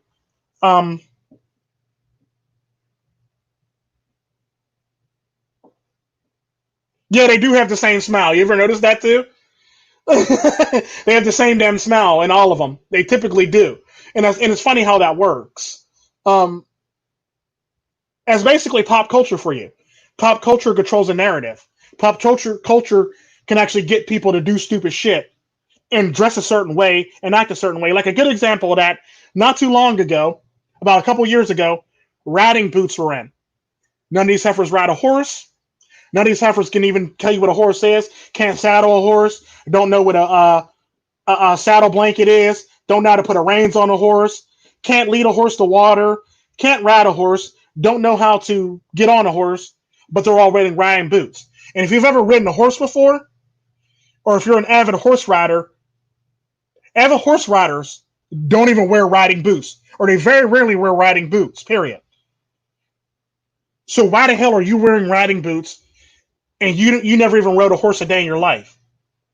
And it's just stuff like that that just blows my mind. That's how you know when fashion and pop culture meets. When a bunch of women are running around in riding boots and couldn't even tell you what a horse looks like, or spell horse saddle, don't know what a saddle looks like, don't know how to put in reins, don't know how to take off reins, don't know how to, groom a horse. Just stuff like, they can't even take care of a horse. But they all have riding boots like they ride horses daily or on the weekend.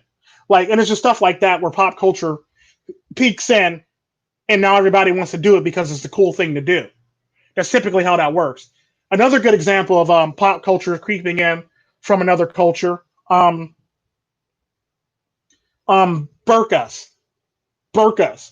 Burkas are a perfect example of that shit.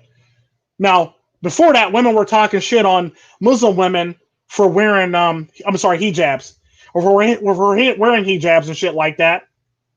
When white women were talking shit on Muslim women for having to wear hijabs, but the sad part about that, they became one of the best summer, and or winter accessories for women in America. Like, let that shit sink in. They became one of the best summer or winter accessories for women to wear.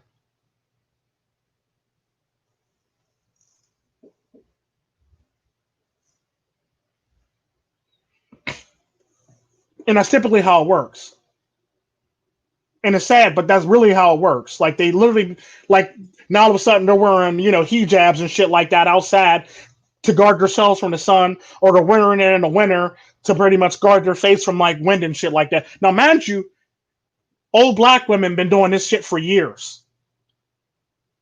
This is why young black men grow up wearing hoods, because their grandma wears a scarf. And they basically put, like, the black women, they'll put like Vaseline or cocoa butter on their face. Then they'll put on a scarf to cover their face out in the winter. This is why their skin looks so good. This is why black women age so good, because they don't got the debris running up against their face, brushing off their face, and scratching the hell out of their face. That's typically how that works. Now, white women are wearing it in the wintertime, or wearing a modified version of it in the wintertime, because they're basically trying to fit pop culture. That's typically what it is. They're basically trying to fit pop culture.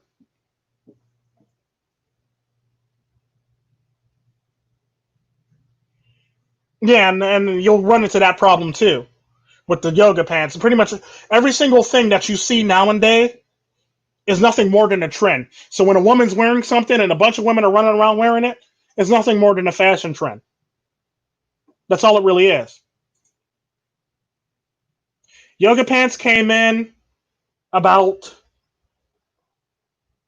I would say about 3.5 years ago, give or take.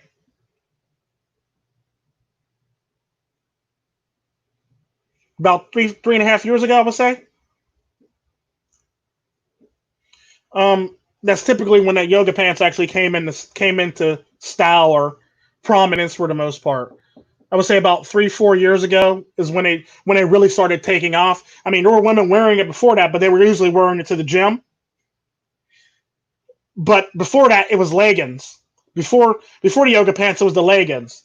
Then leggings came in, and yoga pants are in now, and pretty much all women are wearing them, and ain't none of them working out in them.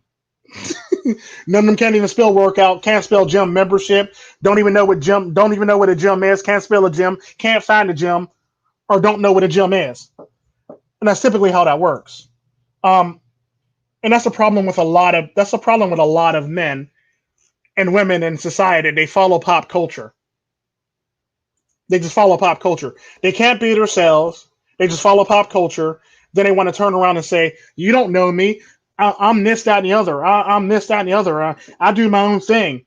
But you're wearing the same shit that everybody else is wearing, but you claim to be your own person. I'm a trendsetter. No, you follow trends. Big difference. I'm a trendsetter. You follow trends. It's that simple. That's typically how that works, and it's sad when you see shit like that, and like people claim that they're their own person, or they set their trends and stuff like that, but they're all wearing the same damn thing like Slim Shady. Just a bunch of different carbon copies of, you know, female Slim Shadys running around here talking about that they do their own thing and they don't do this. Typically, here's how it works. If a person is willing to protest that they don't do something before an argument even comes up, 9 times out of 10 or 10 out of 10 times, they are what they're claiming they're not. Like a woman. Well, I'm not a hoe. Well, I never even asked that, but since you brought it up, thanks for sharing that. Now I know you are. Or women will say, I'm a trendsetter and I do my own thing. No, you follow trends and you don't do your own thing. A good example, that's men. You don't know me, homie. You don't know me. You can't tell me about myself. You can't be talking about me and you don't know nothing about me. If you're willing to twist your lips to say that out of your mouth, 9 times out of 10, I don't just know you. We all know you. We all know somebody like you. We know your type. We all know your type, basically. That comes from a certain type. That's a certain typecast. It's basically like it'd be no different than best way to put an analogy. It'd be no different than a Hollywood actor who gets stuck in the same old roles over and over again. He's basically been typecasted. So you saying that, you just typecasted yourself for life for the most part. It'd be no different than a person playing a villain in every single movie for the rest of his life, or a person being a comedian, like the comedian end of the joke for the rest of his life. It's pretty much what it is. If you're not willing to step out and be your own thing, you would never know anything about yourself, and you would never be a lead character. Typically, people who stay typecast end up not really being the lead character unless they're the protagonist to the main character for the most part. Unless there's like the super villain to the main character. That's the only way. That's the only thing you'll be known as is the villain of the villain or the bad guy or the criminal or the crackhead or the gangster or the anything where you're just pretty much typecasted in because of your race or culture for the most part. You're always going to be that person. And being that person is bad for you. You don't want to be typecasted, nor do you want to typecast your own damn self by advertising that you're not this or you are this, because 9 times out of 10 or 10 out of 10 times, that means you are it. Because at the end of the day, I always say, who are you trying to convince? You or me? Because I'm not buying it, so obviously you're trying to convince yourself. Because I'm not really believing half the shit that's coming out of your mouth. And that's typically how I look at a lot of people, because you're not convincing me in the least bit, so you're obviously trying to convince yourself to believe it so I can believe it with you.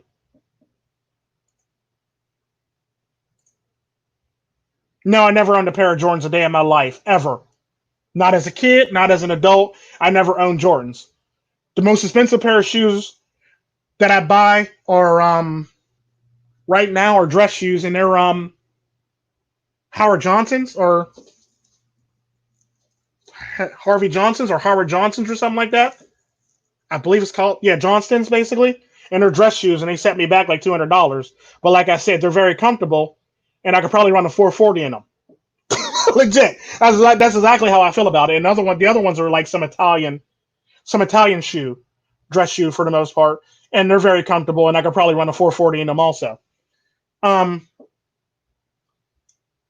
That's typically like the most expensive pair of shoes that I'll own.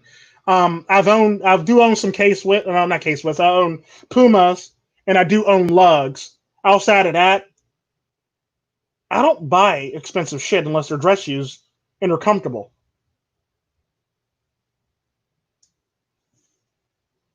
You say good supportive shoes. Yeah, basically buy good supportive shoes. If I gotta walk around all day in these motherfuckers, I don't want to be complaining like a bitch, basically talk about these heels hurt or these shoes hurt, basically. I don't want to be sitting there complaining like a bitch, basically. So I want them shits to be comfortable and for me to be able to stand on my feet and me be able to wear them all day and not want to take them off and walk around with my socks on or on my bare feet for the most part. So my shoes got to be comfortable and they got to have good support. And hell, if shit goes down, a nigga have to be able to take off running in them too, like Husain Bolt. That's typically how I wear that's basically what my dress shoes. That's where I basically buy my dress shoes with all that in mind. If it fits if it fits, you must have quit. Yeah, basically, that's pretty much how I view. I think they're called Howard Johnson's. I could be saying it. I could be saying the one name wrong, but they're very comfortable shoes. They're very comfortable, and they usually run about like 120, 130 to about like $230, $240 basically for a pair of dress shoes. But they're made very nicely. They last very long. They're made with real leather, and you can pretty much run a foot race in them. Like legit, you can legit run a foot race in them. And people always laugh at me when I say that. Like, look, no, my shoes have to be comfortable. I never know what could go on. Hell, if I'm wearing nice shoes and a shooting breaks out, a nigga want to be able to, Husain Bolt his ass out of there, basically.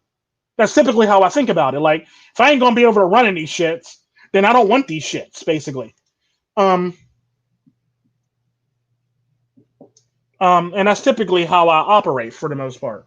So, like I said, most of the shoes in my wardrobe are either Lugs or Pumas. but I do own a pair of Howard Johnsons, and I do own some Italian brand that starts with a B, or is it a V? And it ends with an I. But typically, I like my shoes to be comfortable. I like to be able to walk long distances in them.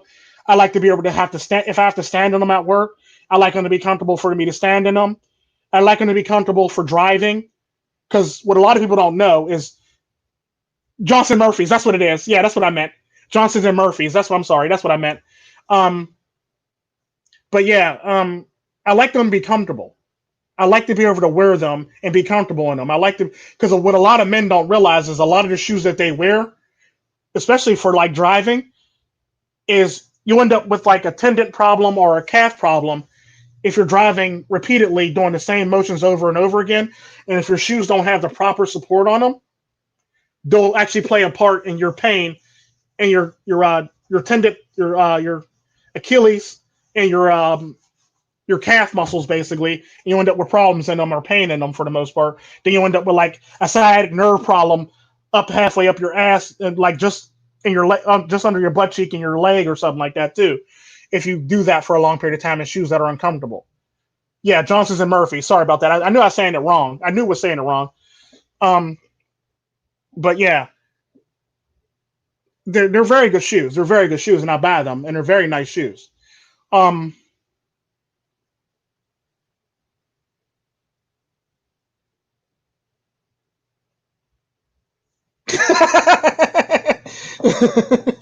basically, Smash and Dash 440. You can literally run track in them motherfuckers if you really tried. If you had to, you can like if you're walking across the street and the light changes on your ass very quickly, you could dart across the street in the motherfuckers and probably beat the guy wearing some and beat the guy wearing some Jordans or beat the guy wearing some regular shoes in them motherfuckers, and they won't the seams won't rip or tear. They're very sturdy shoes. They're very stable. They're very well put together and they're very well done for the most part. So yeah, definitely buy a pair of those if you got to get some dress shoes. My other shoe is I think it starts with a B and ends with an I, but I'll get into that later. Um, but yeah, it's the stuff like that for the most part.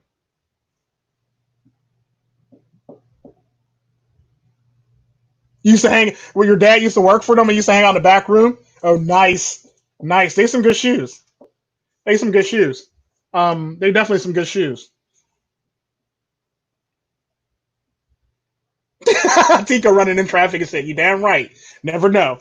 Never know when people get stupid. Got to run across it. Got to run across the street. Knees to chest, nigga. Knees to chest, like Cat Williams. If somebody give me the right of way and they let me go, knees to chest, nigga. Knees to chest. You damn right, Americas. But yeah, that's typically how that works. Yeah, I don't do Jordans. I don't do none of that shit. I don't wear skinny boy jeans. Hell, I don't even have skinny boy dress pants. Like I don't do any of that shit. Like that's just some bullshit right there. Um, they say like OJ and Hertz commercial, pretty much. Minus killing somebody.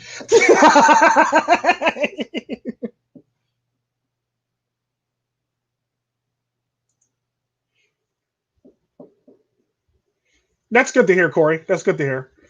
Um, but yeah, it's just stuff like that that like I try my best to when it comes down to when I do these and I do all this shit. I try to my best to be a good content creator, even when I'm not being a good content creator. And but I at least try my best. I do my due diligence to always be honest and open with people, and shit like that for the most part. So I never really hide too much from people. Only thing I might hide is names of people and places. So I won't put somebody on blast. Outside of that, like I'm very open and honest with people when it comes to certain things, and that's typically how I am. And I think that's why I resonate with a lot of people. I don't want to be the best person. I just want to be a person who gives you red pills. That's it. Like I never want to be that guy. I just want to be a guy of many guys who gives you red pill lessons for the most part. Let it be a guy or a girl, or if you watch anybody, I'm not going to get jealous at you for watching a female. If that's what you like, that's what you like. Like if she's giving good knowledge and she ain't trying to lead you back to the plantation, watch her. I don't got no problem with that. Like a lot of people in the manosphere, like I have no problem with that. Hell, 9 times out of 10, A lot of you guys are probably subscribed to a lot of the people. I'm probably subscribed to a lot of the people that y'all watch on a regular basis for the most part. And like I've seen Shinobi One and I've seen Americus on other channels that I've actually been sub to, and it's just stuff like that that just I'm willing to actually expand my horizons and learn, no matter who the hell the teacher is. It's kind of like the whole entire thing with It's kind of like the thing with Bruce Lee. Absorb what is useful, reject what is useless, and that's typically how I use to go. That's typically how I go into a lot of live streams for the most part, or anybody.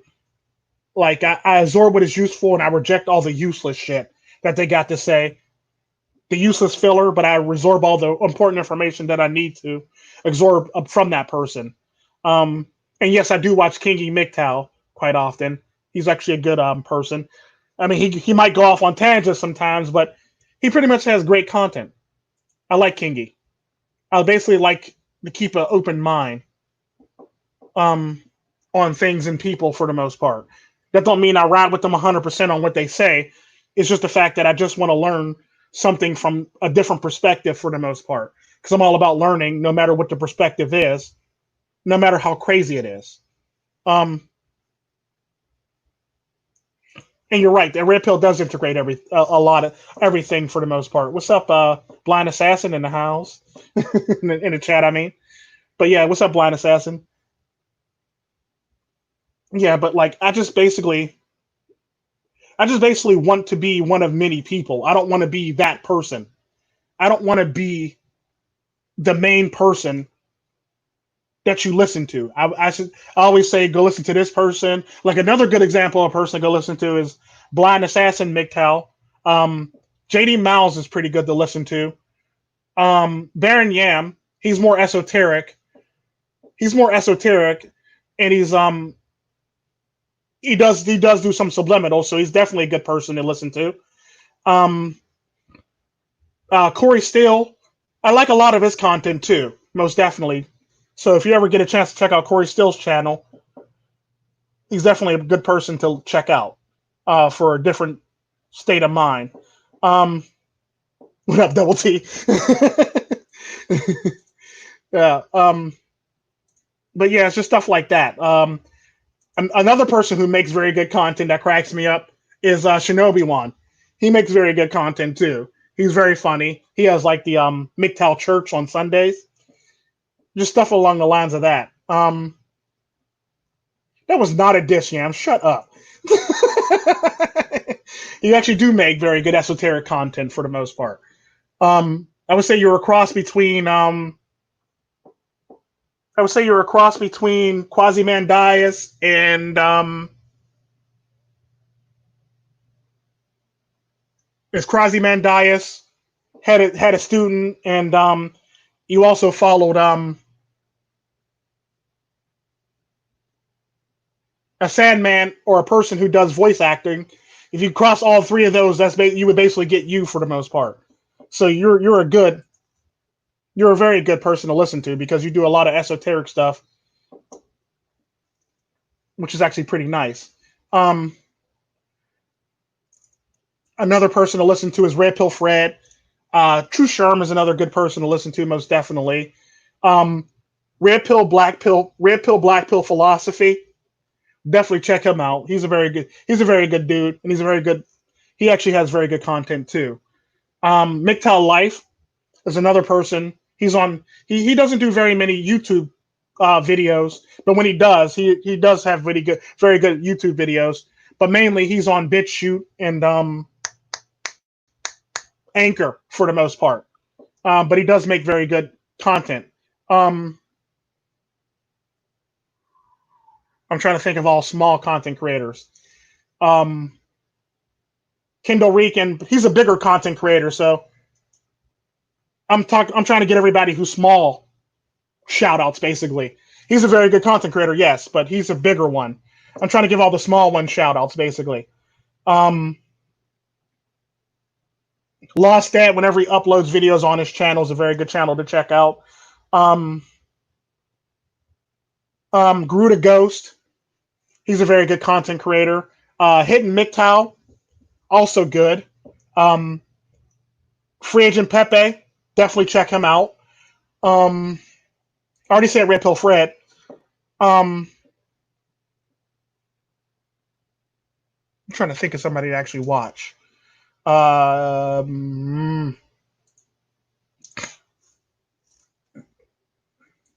RPM, I think he's decently big, but definitely check him out.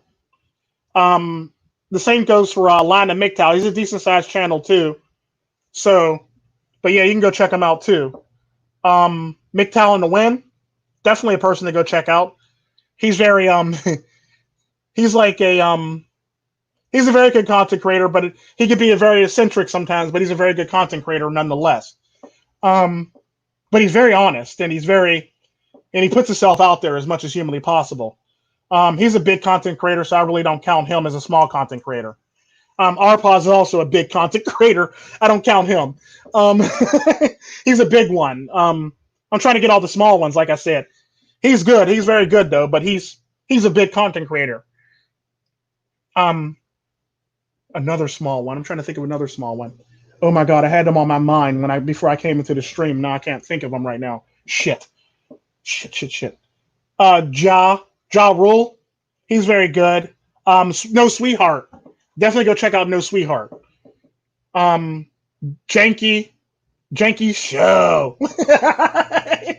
That's my homie. He basically came in the same time I came in to the Manosphere, give or take-ish. He came in a little bit before me.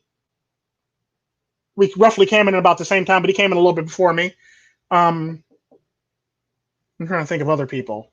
I already said True Sherm. Just people like that and all people like that altogether. I already said Free Agent Pepe, aka Pence Rules, depending on what channel he's working off of. Red Pill Mind Palace. I don't know about her. She's an old slag. But you can go sub to her.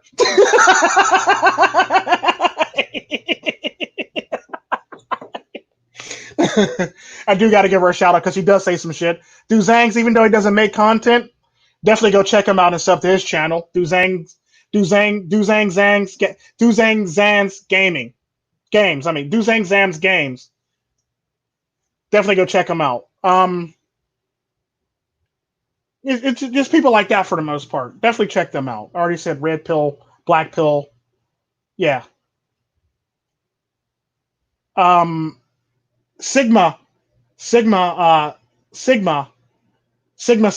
I think that's how his channel is. Definitely go check him out. Sigma C. He was on my last stream Monday. Check him out most definitely because he's a small channel that needs some love. I'm trying to think of somebody else. I never really got a chance to actually look at Mega Man. I hear that he's good. I hear that he's good from other people. But I never got a chance to actually check him out. But for those of you who actually do know anything about Mega Man, let everybody in the comment section know about him. I haven't been able to check him out yet, but I plan on checking him out within the next couple weeks, most definitely. Stuff like that. Who else is a good content creator? Real Pill Dusty, whenever he actually comes out and actually makes his first damn video, he sounds like he'll be a pretty good Red Pillar. Yeah, I'm trying to think about Sweet Padre, most definitely. I can't forget about my Latino brother, Sweet Padre. Definitely check his ass out. Mad love for my Latin brother from another mother. Already said Dusty.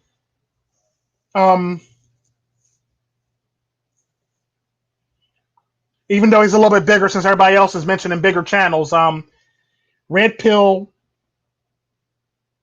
Daily Men or Daily for Men or Red Pill Daily Young Man or something like that. Young Man Red Pill Daily. I forget the actual title of his channel, but like it's something along the lines of that. Definitely check him out. He's a bigger one than me, but I might as well give him a shout out since everybody else is throwing in bigger channels than me. Knowledge is power. Yes. SAG.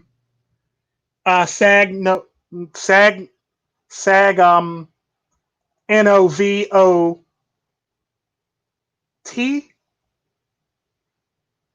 I forget how to pronounce his name, but I had him in a one video for people who showed up in the who showed up in the what's it called, the storyboard on YouTube.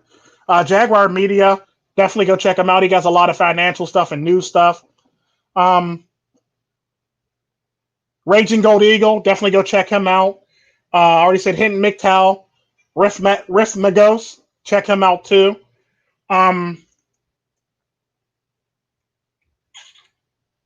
Austrian Dick, check him out. What's up, Half Life?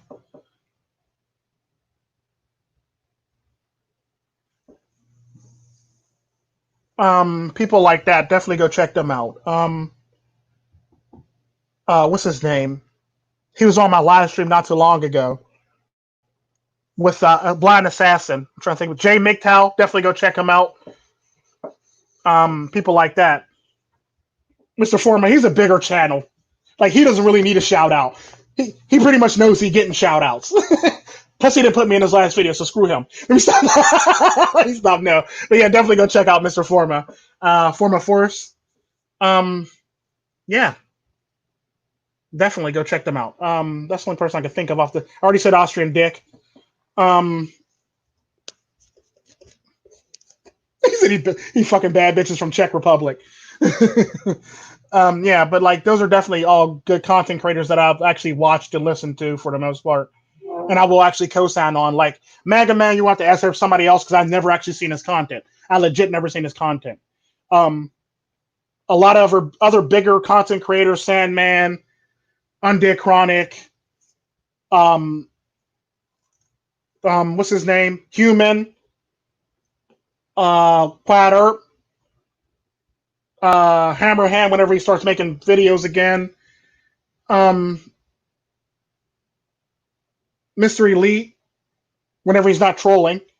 Whenever he's not roasting or trolling. Mr. Elite is a good content creator.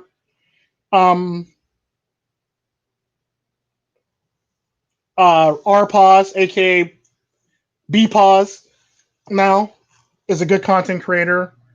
You have your who else is big that are good content creators? I already said Mr. Forma is one.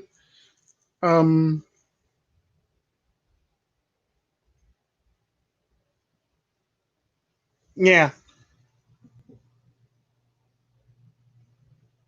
Well, yeah, he is going through some problems right now, but I'm not going to count him in. I'm not going to count him out yet until like he does something complete, unless he pulls like an angry money or angry whatever the hell his name was that dissed the community. So I'll give him at least a chance to basically climb himself out of the hole that he's in right now, or the mess that he's in, before I actually judge him completely, or write him off. So I will give him that opportunity to basically be able to do that, because that's always how he's been. I'm not going to always go wholeheartedly on somebody. I always give them the chance to grow as a human being and a person before if they don't grow as a human being or a person, then that's when I usually write them off. Yeah, angry mad man. Basically, unless Mr. Elite starts pulling one of those numbers, then I'll be forced to write him off if he pulls one of those numbers. I mean, he did do some stuff. He did go off the reservation, but every now and again, once you think about it, I haven't seen a content creator who has made content that question if they went off the reservation or not. Either way, like hell, sometimes I make content that y'all might not agree with, and y'all think I'm off the reservation, but I'm not. But it's still reservation, or it's like a request from a sub for the most part. Um,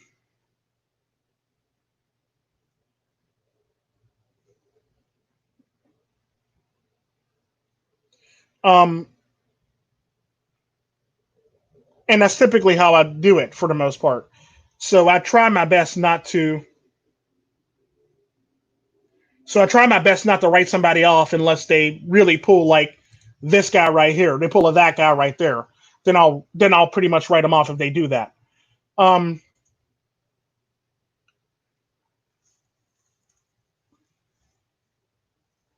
But like, yeah, like I said, if he pulls this guy right here, just know I'll probably be the first person to pull the trigger.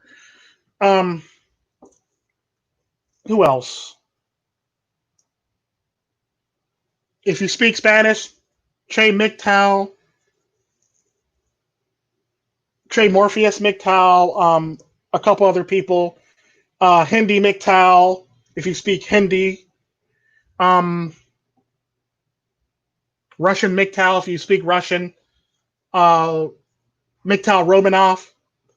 MGTOW.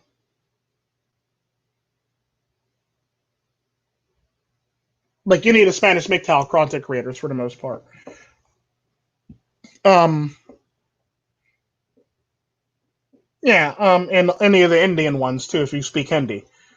And the Russian ones, if you speak Russian or no Russian. They're all good. They're all pretty good content creators. That's about it. Anybody got any questions before I cut this? Yeah, Hammerhand is on MGTOW TV if you want to go see Hammerhand, most definitely. Um, yeah, the fact that he went over there actually made me actually stop over there every now and again to watch anything he gets uploaded for the most part because he doesn't upload on YouTube anymore. So he's over there, and I basically open up my account just so I can. I basically use my account just so I can actually see what's going on over there. Um, yeah, that's about it.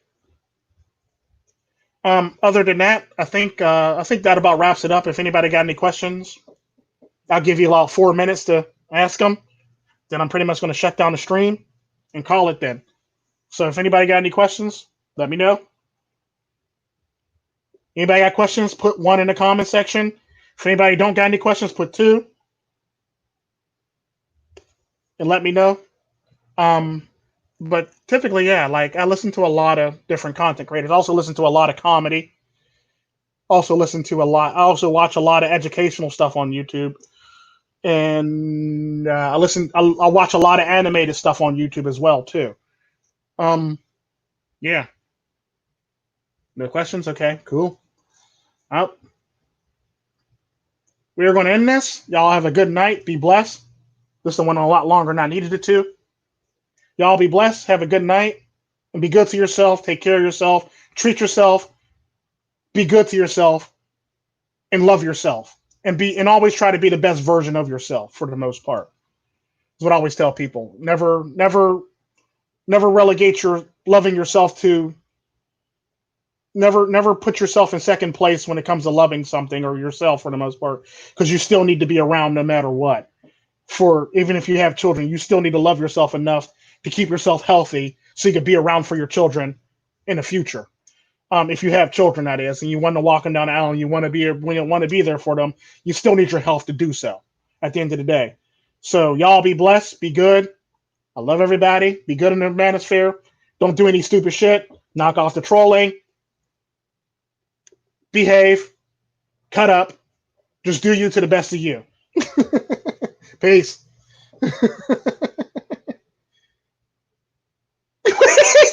No, I'm old. I dick my choice. That's funny. Corey is a nut. My wallet, my choice. You damn right. Y'all have a good night. Y'all funny as hell.